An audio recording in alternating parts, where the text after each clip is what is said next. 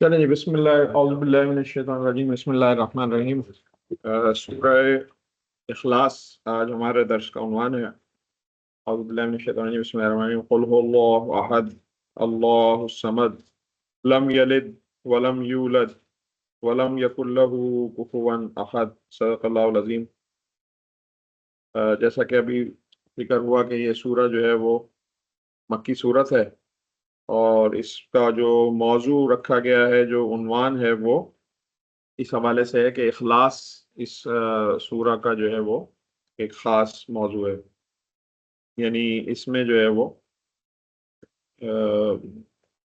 مضمون جو ہے وہ اخلاص کا مضمون اختیار کیا گیا۔ سورہ کے نزول کے حوالے سے قریش مکہ جو ہے وہ آپ صلی اللہ علیہ وسلم سے سوال کیا کرتے تھے کہ اے محمد صلی اللہ علیہ وسلم، اپنے رب کی حقیقت بتائیے اور ہمیں یہ بتائیے کہ آپ جو ہے وہ جس رب کے بارے میں ہمیں دعوت دیتے ہیں وہ کیسا ہے، اور وہ کس چیز سے بنا ہے، اس کا باپ کون ہے، اس کا حسب نسب کیا ہے۔ اس طرح کے سوالات کیا کرتے تھے۔ تو آپ صلی اللہ علیہ وسلم جو ہے ان کو قرآن کی یہ صورت پھر جواب میں اس کو سنائی آپ نے۔ اور اس حوالے سے تھوڑا سا مفسرین میں اختلاف بھی پایا جاتا ہے کہ یہ سورہ جو ہے وہ مکی سورہ کس وقت نازل ہوئی۔ تو اس کی کئی ایک تفصیلی احادیث ہیں جو تفسیر میں بیان ہوئی، مولانا نے اس کو پورا تفصیل سے بیان کیا۔ ایک حدیث ہے جس میں جو ہے وہ طبرانی کی حدیث ہے کہ عبداللہ بن مسعود سے روایت ہے کہ قریش کے لوگوں نے پوچھا کہ آپ اپنے رب کا نسب بتائیے، تو یہ صورت نازل ہوئی۔ اسی طرح ابو العالیہ نے حضرت ابی ابی بن کعب کے حوالے سے بیان کیا کہ مشرکین نے رسول اللہ صلی اللہ علیہ وسلم سے آپ کا نسب بتائیے، اس پہ سوال کیا تو آپ نے یہ سورہ نازل ہوئی۔ تو یہ مختلف مواقع پہ مختلف احادیث ہیں۔ اکرمہ بن عباس کی ایک حدیث ہے، اسی طرح سے حضرت انس کی ہے۔ تو یہ خیبر کے یہودیوں کے حوالے سے ہے کہ انہوں نے سوال کیا، تو خیبر کے یہودی تو مدینے کا واقعہ ہوا، تو پھر اس لیے جو ہے نا وہ اس کو جو ہے انہوں نے یہ کیا کہ جو ہے وہ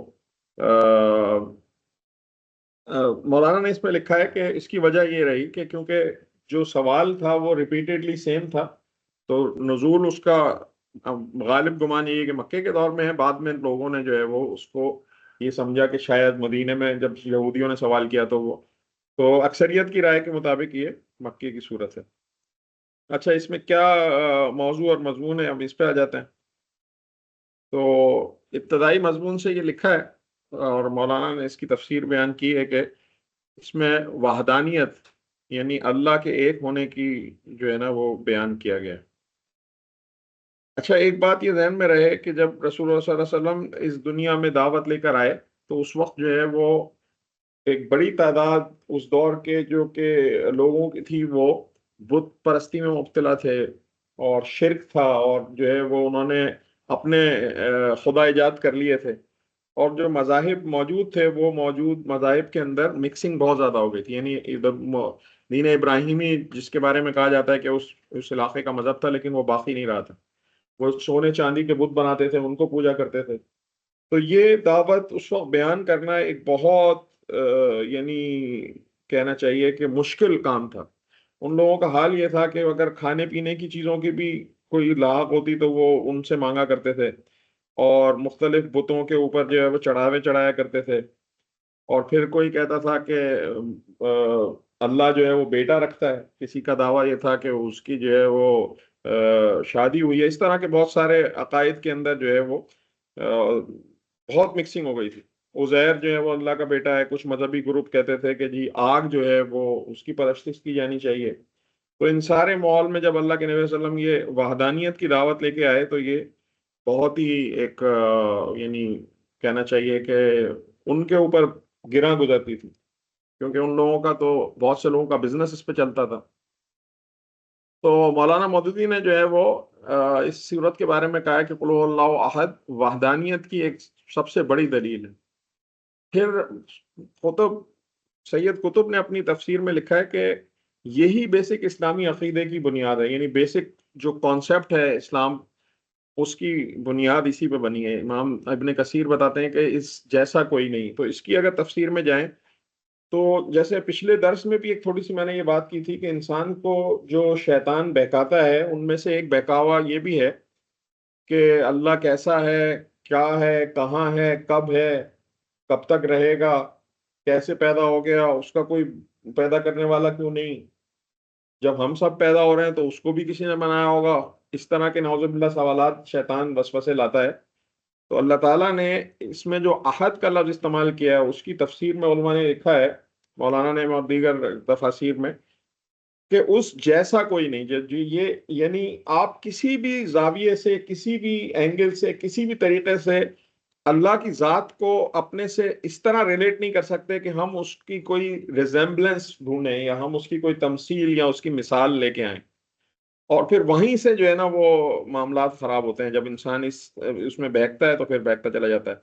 اس کی مثال ایسے سمجھ لیں کہ ایک جو کنویں کا مینڈک ہم مثال دیتے ہیں، کنویں کا مینڈک نہیں سمجھ سکتا کہ سمندر کی وسعت کیا ہے، اور ایک ڈاٹ نہیں سمجھ سکتا کہ صحرا کے اندر کتنی ریت ہے. تو ہم اس ذرے سے بھی کم علم رکھتے ہیں. انسانوں کا جو کل علم ہے اللہ تعالیٰ کے علم کے مقابلے میں وہ ایک ذرہ بھی نہیں ہے. صحیح ہے نا؟ تو اس لیے انسان جو ہے وہ جب اللہ تعالیٰ کے اوپر وہ کرے تو پھر یہ وحدانیت کیا ہے اس کو بہت اچھے طریقے سے سمجھایا گیا ہے. یعنی قل هو اللہ احد، احد کی تفسیر کیا ہے کہ اس جیسا کوئی نہیں ہے، اس کا کوئی ہمسر نہیں ہے، اس کا کوئی، اس کی کوئی اولاد نہیں ہے، اس کا کوئی باپ نہیں ہے، اس کا کوئی بیٹا نہیں ہے، وہ نہ کسی سے پیدا ہوا نہ کسی نے اسے پیدا کیا، نہ اس کی کوئی ٹائم لیمٹ ہے کہ وہ پرانا ہے یا نیا ہے، بوڑھا ہے یا جوان ہے. ٹھیک ہے؟ نہ اس کو اونگ آتی ہے، نہ وہ سو سکتا ہے نہ سوتا ہے، نہ یعنی کسی چیز سے بھی وہ ایبسنٹ نہیں ہے کہیں سے بھی وہ. تو یعنی ہم اس کو اپنے دماغ میں سمو نہیں سکتے. وہ احد is unique of the uniqueness کی کوئی بھی اگزامپل ہو سکتی ہے، اس سب سے الگ ہے وہ. ٹھیک ہے؟ تو پھر اس کے بعد ہم آتے ہیں کہ اللہ الصمد، یعنی اس کی مختلف لوگوں نے تشریح کی ہے. اور ہم کیونکہ اردو زبان میں ہمارے پاس جو ذخیرہ ہے اس میں عربی اور فارسی کے الفاظ بہت زیادہ ہیں. اب یہ نیاز کا لفظ فارسی کا لفظ ہے، اور میرا خیال ہے کہ نیاز یا نظر ان دونوں کے الفاظ میں کوئی ایک فارسی کا ایک عربی کا. اس طرح آپ نے سنا ہوگا کہ جی نظر نیاز دیتے ہیں. اور تو نیاز کے معنی ہم بہت ساری چیزوں میں پڑھتے یا سنتے رہتے ہیں کہ یعنی بے نیاز ہم اس سے کہتے ہیں کہ جس کے جو کسی کے اوپر کوئی اس کی ڈپینڈنسی نہ ہو. یعنی کسی طرح سے بھی وہ جیسے ہم نے پچھلے اس میں بھی بات کی کہ اگر میں عبادت کرتا ہوں تو عبادت جو ہے وہ میں اپنے لیے کرتا ہوں. صحیح ہے؟ اگر پوری دنیا مل کر اللہ کی عبادت کرے تو وہ اللہ کی شان میں ایک ذرے کا اضافہ نہیں کر سکتے، اس کی خدائی میں کوئی ایک ڈاٹ بھی اضافہ نہیں کر سکتے. اور اگر پوری دنیا اللہ تعالیٰ کے خلاف ہو جائے اور وہ اللہ تعالیٰ سے روگردانی کر دے اور انکار کر دے اور کوئی ایک بھی مومن ایمان لانے والا نہ ہو، تب بھی جو ہے وہ اللہ تعالیٰ کی ذات کے اندر ہم کوئی ایک چیز ڈاٹ کی بھی کمی نہیں کر سکتے. تو یہ سمد ہے. سمد کے بارے میں عربی زبان کا لفظ ہے جو عربی کی وسعت اگر دیکھیں تو اس میں بہت سارے معنی سما جاتے ہیں. لیکن اگر ہم اس کے لٹرل میننگز کے اوپر جائیں تو اس کو یہ کہتے ہیں کہ کوئی ایسا فرد جو کہ آدمی کسی جنگ میں بھوک پیاس نہ لگتی ہو اور وہ سردار کی طرف حاجت کی رجوع کیا جاتا ہو. یعنی ہر چیز سے بالا تر ہو، یعنی اس کی اطاعت کی جاتی ہو لیکن اس کو کسی کی اطاعت سے فرق نہیں پڑتا ہو. لوگ اس کی طرف رجوع کرتے ہو اور اس کو کسی کے اس سے فرق نہ پڑتا ہو. تو جو لٹرل میننگ ایسی ہیں کہ کوئی ایسے ٹھوس سی چیز ہے جسے جنگ کے دور میں بھوک پیاس نہیں لگتی، لیکن اس کے جو معنی ہیں وہ یہ ہے کہ ایک بہت بلند ایک ایسی شخصیت کہ جس کے بارے میں کہا جائے کہ وہ ایک ایسا سردار ہے کہ جس کو انتہا پہنچی بھی ہو. کوئی ایسی شخصیت ہے کہ جس کو کوئی مصیبت یا تکلیف کے اندر مدد کے لیے پکارا جائے.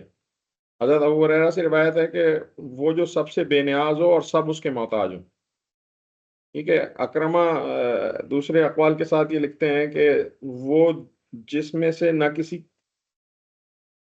کوئی چیز نکلتی ہو نہ کبھی نکلی ہو، یعنی یوں کہ نہ وہ کھاتا ہو نہ پیتا ہو، یہ ساری چیزوں سے وہ بلند ہو. صحیح ہے؟ یہ تو ساری چیزیں. اسی طرح جیسے مولانا نے لکھا کہ ساری حاجات کا مرکز ہو اور خود بے نیاز ہو. صحیح ہے.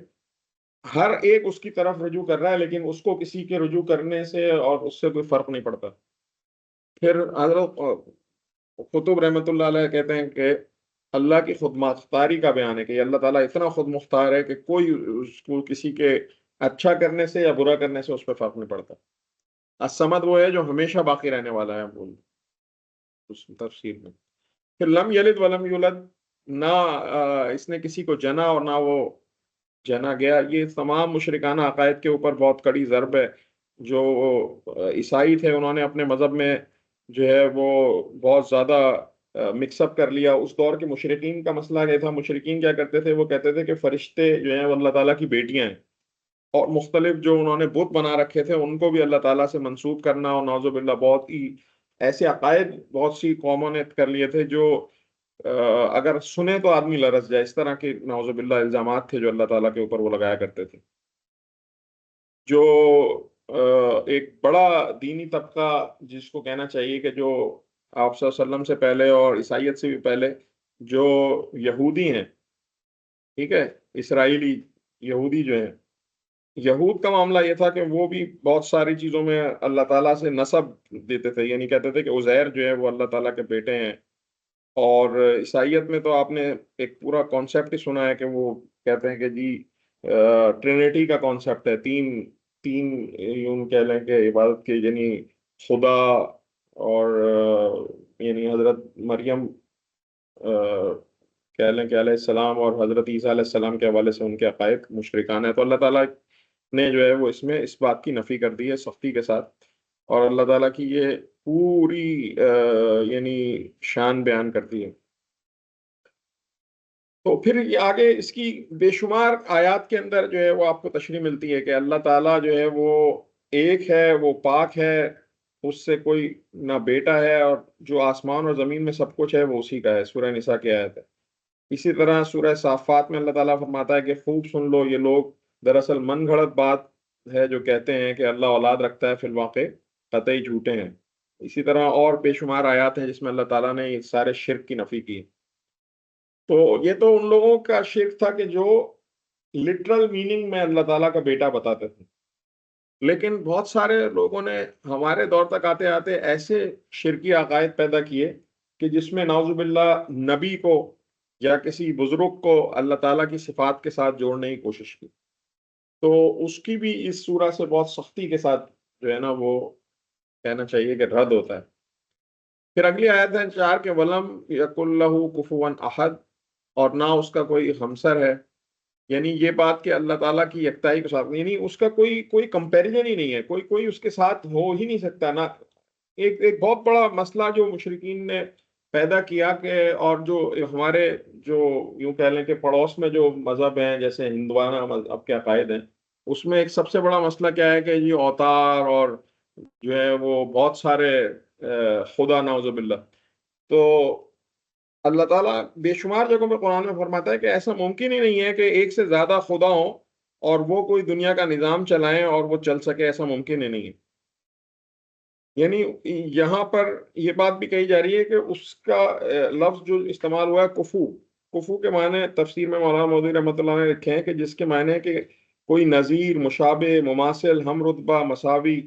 اور نکاح کے معنوں میں بھی کفو کو زبان میں استعمال کیا جاتا ہے. یعنی سمجھ لیں کہ جب کسی کا جوڑ یا یوں کہہ لیں کہ رشتہ لینے جاتے ہیں تو دیکھتے ہیں کہ اس کے برابر کے کوئی ہو، تو اس میں بھی یہ عربی زبان میں استعمال ہوتا ہے. یعنی اس کی کوئی ریزمبلنس ہی نہیں ہے کہ کسی سے آپ اس کو کمپیئر کر سکیں. کفوا احد جو لفظ کہا جا رہا ہے. اب ہم آتے ہیں کہ اس سورہ کی اہمیت اور امپورٹنس کیا ہے. تو رسول اللہ صلی اللہ علیہ وسلم نے فرمایا کہ یہ سورہ 1/3 قرآن کے برابر ہے. اور جتنی تفاسیر آپ پڑھیں گے، جتنے اس پہ آپ چیزیں پڑھیں گے، تو آپ کو اندازہ ہوگا کہ اس سورت کی اللہ تعالیٰ نے بہت اہمیت، اللہ کے نبی صلی اللہ علیہ وسلم نے بہت اہمیت بیان کی ہے. اور 1/3 آف دا قرآن یعنی اس کی فضیلت ہے. صرف اسی معنوں میں نہیں ہے کہ آپ اس کو پڑھیں گے تو آپ کو ثواب ملے گا، بلکہ اس کے یہ بھی معنی ہے کہ یہ جو اس کا مضمون ہے، جو بات یہاں بیان کی گئی ہے، اس کی اہمیت بھی اتنی زیادہ ہے کہ ہمیں جو ہے وہ اس سورت کو بہت اچھی تفصیل کے ساتھ سمجھنا اور جو ہے وہ اس پہ عمل پیرا ہونے کی ضرورت ہے۔ تو آپ صلی اللہ علیہ وسلم کے بارے میں بے شمار احادیث نقول ہیں، ایک ایک حدیث جس سے یہ اخذ کیا، اور یہ بے شمار کئی جگہوں پہ بھی ہے کہ آپ صلی اللہ علیہ وسلم نے صحابہ سے کہا کہ میں ابھی آؤں گا اور تمہیں قرآن 1/3 یعنی 1/3 قرآن سناؤں گا، اور پھر آپ نے آ کے یہ سورت پڑھی اور آپ واپس چلے گئے، تو صحابہ نے کہا کہ شاید یہ ابھی کوئی تمہید ہے، آپ پھر آئیں گے قرآن ہمیں سنائیں گے؟ تو آپ نے کہا کہ تم لوگ، مفہوم میں بتا رہا ہوں، ایگزیکٹ حدیث میں پوری نہیں پڑھ رہا، کہ تم لوگ کیا ہوا جاتے نہیں؟ تو انہوں نے کہا کہ آپ نے تو ہمیں 1/3 قرآن، ایک تہائی قرآن کا کہا تھا، اور ابھی تو ہم نے آپ نے، تو آپ نے کہا کہ یہ سورت 1/3 قرآن کے برابر فضیلت رکھتی ہے۔ تو میں ایک اور ایک بہت بڑے اسکالر ہیں ان کا درس سن رہا تھا، تو انہوں نے ایک اور بات جو بیان کی، جو جس کو میں نے پہلے، میرے لیے نئی تھی علم میں چاہوں گا کہ آپ لوگ بھی اس کو ذہن میں رکھیں اور اس کو اپنی اس کا حصہ بنائیں۔ انہوں نے کہا کہ آپ کو پتہ ہے کہ آپ صلی اللہ علیہ وسلم پوری زندگی جو ہے وہ اپنی صبح کا آغاز اور رات کا اختتام سورہ فاتحہ، سورہ قل اللہ احد سے کرتے تھے۔ میں بھی چونکا کہ یار میں نے تو یہ حدیث کبھی نہیں سنی۔ تو پھر انہوں نے کہا کہ صحیح احادیث سے واضح ہے کہ جس میں حضرت عائشہ کی حدیث بھی ہیں اور حضرت ابو ہریرہ کی بھی، کہ آپ صلی اللہ علیہ وسلم صبح فجر کی نماز سے پہلے جو 2 رکعت سنت پڑھتے تھے، وہ بہت، آپ نے کبھی نہیں وہ مس کی، یعنی اس کو ہم سنت موقتہ کہتے ہیں، یعنی اگر آپ نماز فجر قضا کریں تو وہ 2 سنت بھی قضا کرنے کو بزرگ کہتے ہیں، کہ آپ نے 2 سنت پھر 2 فرض پڑھنے، اتنی اس کی اہمیت۔ تو وہ آپ باقاعدگی سے پڑھتے تھے، اور اس میں 2 سورتیں پڑھتے تھے، سورت الاخلاص اور سورت الکافرون۔ تو انہوں نے جو جن کا میں درس سنا تھا، انہوں نے کہا کہ سورہ اخلاص کی یہ اہمیت ہے کہ آپ صلی اللہ علیہ وسلم اپنی صبح کا پہلا کام، یعنی وضو کرتے ہی وہ تہجد پڑھ کے آرام کر کے پھر وضو کر کے فجر کے لیے سنت پڑھتے تھے، تو فجر کی سنت میں وہ سورہ قل هو اللہ احد پڑھتے تھے۔ اور پھر جو آپ کو پتہ ہے کہ حدیث سے ثابت ہے کہ جو آخری نماز ہے رات کی وہ وتر ہے، اور وطر میں آپ صلی اللہ علیہ وسلم جو ہے وہ ایک معمول تھا کہ پہلی سورہ میں سورہ اعلیٰ پڑھتے، پہلی رکعت میں سورہ اعلیٰ، پھر قل یا ایھا الکافرون، اور آخری سورہ جو ہے وہ قل اللہ پڑھتے تھے۔ تو انہوں نے کہا کہ سونے سے پہلے آخری چیز وہ قل اللہ پڑھتے تھے۔ اور پھر آپ صلی اللہ علیہ وسلم نے بے شمار جگہوں پہ جو ہے وہ یہ اس کی فضیلت بتائی کہ آپ جو ہے وہ جو 10 دفعہ اس کو پڑھ لے وہ جنت میں داخل ہو جائے گا، ٹھیک ہے؟ اسی طرح یعنی کہا کہ یہ تمہارے لیے کافی ہے۔ ایک اور واقعہ جو میں یہاں بتانا چاہوں گا کہ ایک آپ صلی اللہ علیہ وسلم کے دور کا ایک واقعہ ہے کہ ایک صحابی رسول جو ہے وہ امامت کرتے تھے کسی دور دراز مسجد کی ہوگی، مدینے میں نہیں ہوں گے، تو وہ ہر رکعت میں سورہ اخلاص لازمی پڑھتے تھے، کوئی بھی سورت پڑھیں اس کے ساتھ سورہ اخلاص لازمی بلاتے تھے۔ تو لوگوں نے ان سے کہا کہ یا تو آپ سورہ اخلاص ہی پڑھ لیا کریں، یا چھوڑ دیں اس کو پڑھنا، ہر سورت ہر رکعت میں آپ سورہ اخلاص ملاتے ہیں، کیا وجہ ہے؟ تو انہوں نے کہا کہ سورہ اخلاص جو ہے وہ اللہ تعالیٰ کی وحدانیت اور فضیلت بیان کرتی ہے، مجھے اس سے محبت ہے، بہت محبت ہے۔ تو آپ صلی اللہ علیہ وسلم نے فرمایا کہ میری طرف سے اس کو جا کے یہ پیغام دو کہ اس سورت سے محبت کی وجہ سے تم نے اپنے اوپر جنت واجب کر لی۔ تو یہ اس سورہ کی فضیلت ہے۔ تو بس ہم اس کو زیادہ طویل نہیں رکھتے، اور اس کو اسی بات پہ ختم کرتے ہیں کہ اللہ تعالیٰ جو ہے وہ ہمیں اس پر عمل کی توفیق عطا فرمائے۔ یہ ایک بہت جامع صورت ہے، اور بس 1 2 پوائنٹ میں ریویژن میں کوئکلی چلتا ہوں کہ سب سے پہلے احد، یعنی احد کیا ہے کہ وہ واحد ہے، اس جیسا کوئی بھی نہیں ہے، اس کی صفات، ذات، شخصیت، کسی طرح کی چیزوں میں کوئی شامل نہیں ہے۔ عموماً یہ ہوتا ہے کہ ہم لوگ جو ہے وہ غلو کرتے ہیں، غلو کہتے ہیں کہ آپ ایگزیجریٹ کر جانا، اور محبت میں ایگزیجریٹ کر جاتے ہیں، اللہ کی نبی کی ذات میں ایگزیجریٹ کر جاتے ہیں، ہم نبی کی صفات کے اندر نعوذ باللہ اللہ کی صفات کو شامل کرنے چلے جاتے ہیں۔ تو اس سے بھی پرہیز کرنے کی ضرورت ہے، کیونکہ اللہ تعالیٰ واحد ہے جس کی عبادت کرنی ہے، اور جب انسان یہ کہتا ہے کہ اسی واحد اور اسی احد کی عبادت کرنی ہے، تو پھر دنیا میں اور کوئی مقصد، کوئی اور کسی کو خوش کرنا، کسی کے لیے اکرام کرنا، کسی کے لیے کوئی میں انتظام کروں، صحیح ہے، کسی کو میں دیگیں چڑھاؤں، کسی کو میں خوش کرنے کے لیے، راضی کرنے کے لیے کوئی نیاز نظر کروں، یہ بالکل بھی جائز نہیں، ٹھیک ہے؟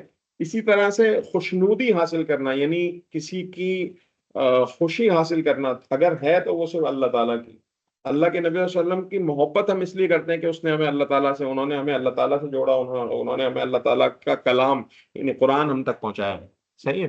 پھر اس سے آگے جو اللہ تعالیٰ کی ذات صفات ہیں، اس میں ایک بات یہ بھی ذہن میں رکھنی چاہیے کہ آج کے دور میں یہ تو شاید ناممکن ہو ہمارے لیے، کیونکہ ہم مسلمان پیدا ہوئے، کہ ہم جو ہے وہ اللہ کا کسی کو بیٹا مان لیں یا ان کی کسی کو یعنی کوئی ان کی فیملی میں ہم شامل کریں.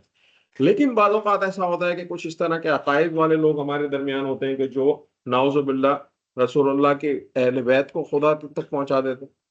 ٹھیک ہے، حضرت علی کے شان میں بیان کرنے جائیں گے تو اتنا غلو کر جائیں گے نعوذ باللہ ان کو علی مولا اور اللہ کی ذات تک ملا دیں. تو اس طرح کے سارے معاملات میں ہمیں احتیاط کرنے کی ضرورت ہے اور اپنے عقائد کو درست کرنے کی ضرورت ہے. پھر اس کے بعد جو ہے وہ ہمیں یہ بھی دیکھنا ہے کہ ہم اس دنیا میں آئے ہیں تو صرف اللہ تعالیٰ کی عبادت ہمارے پیش نظر رہے، ساری چیزوں میں اول وہ ہو.